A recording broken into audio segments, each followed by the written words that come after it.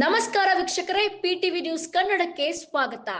ಪೂರ್ವ ಬೆಂಗಳೂರಿನಲ್ಲಿರುವ ಎಲೆಮಲ್ಲಪ್ಪ ಶೆಟ್ಟಿ ಕೆರೆಯ ನೀರನ್ನ ಹೊಸಕೋಟೆ ದೊಡ್ಡ ಕೆರೆಗೆ ಹರಿಸುವ ಬಹುದೊಡ್ಡ ಯೋಜನೆಯಾಗಿದ್ದ ಏತ ನೀರಾವರಿ ಯೋಜನೆಗೆ ಗೋತಾ ಹೊಡೆದಿದ್ದು ಸಾರ್ವಜನಿಕರ ತೆರಿಗೆ ಹಣವನ್ನ ಸರ್ಕಾರ ಪೋಲು ಮಾಡಿದೆ.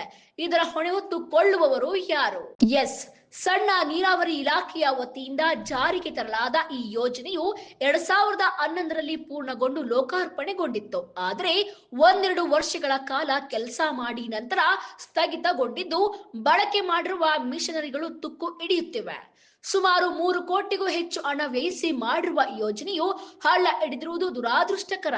ಇನ್ನು 19ನೇ ಶತಮಾನದ ಉತ್ತರಾರ್ಧದಲ್ಲಿ 1870ರ ದಶಕ ಭೀಕರ ಬರಗಾಲದ ಸಮಯದಲ್ಲಿ ರಾವ್ ಬಹದ್ದೂರ್ ಎಲೆಮಲ್ಲಪ್ಪ ಶೆಟ್ಟರು ಈ ಕೆರೆಯನ್ನ ನಿರ್ಮಿಸಿದ್ರು. ಸುಮಾರು 500 ಎಕರೆಗಳಷ್ಟು ವಿಸ್ತಾರವಾಗಿದೆ. ಇದುವರೆಗೆ ಸಣ್ಣ ನೀರಾವರಿ ಇಲಾಖೆಯು ವ್ಯಾಪ್ತಿಯಲ್ಲಿತ್ತು. ಶೀಘ್ರದಲ್ಲೇ ಗ್ರೇಟರ್ ಬೆಂಗಳೂರು ಪ್ರಾಧಿಕಾರಕ್ಕೆ ವರ್ಗಾವಣೆಯಾಗಲಿದೆ.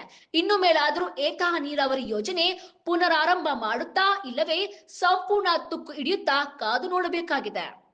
ಕೆರೆಯ ಪುನಶ್ಚೇತನ, ಭದ್ರತೆ, ಬೇಲಿ ನಿರ್ಮಾಣ ಹಾಗೂ ವಾರ್ಷಿಕ ನಿರ್ವಹಣೆಗೆ ಕನಿಷ್ಠ 20 ಕೋಟಿ ರೂಪಾಯಿ ಅಗತ್ಯವಿದೆ.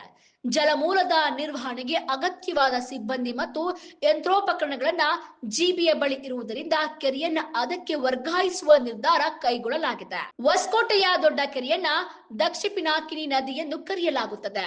3000 ಎಕರೆ ವಿಸ್ತೀರ್ಣದ ಈ ಕೆರೆಯನ್ನ ತುಂಬಿಸುವ ಉದ್ದೇಶದಿಂದ ಕೈಗೊಂಡ ಈ ಯೋಜನೆ ಹಳ್ಳ ಹಿಡಿದಿದ್ದು ಬೇಸರದ ಸಂಗತಿಯಾಗಿದೆ. ಸರ್ಕಾರಗಳು ಸಾರ್ವಜನಿಕರ ತೆರಿಗೆ ಹಣದಿಂದ ಮಾಡುವ ಮಹತ್ವಾಕಾಂಕ್ಷೆ ಯೋಜನೆಗಳನ್ನ ಸರಿಯಾಗಿ ನಿರ್ವಹಣೆ ಮಾಡದೆ ಹಳ್ಳ ಹಿಡಿಯುತ್ತಿರುವುದು ಘೋರ ದುರಂತವೇ ಸರಿ. ಕ್ಯಾಮರಾ ಪರ್ಸನ್ ವಿಶ್ವನಾಥ್ ಜೊತೆ ರವಿಯನ್, ಪಿಟಿವಿ ನ್ಯೂಸ್ ಕನ್ನಡ, ಬೆಂಗಳೂರು.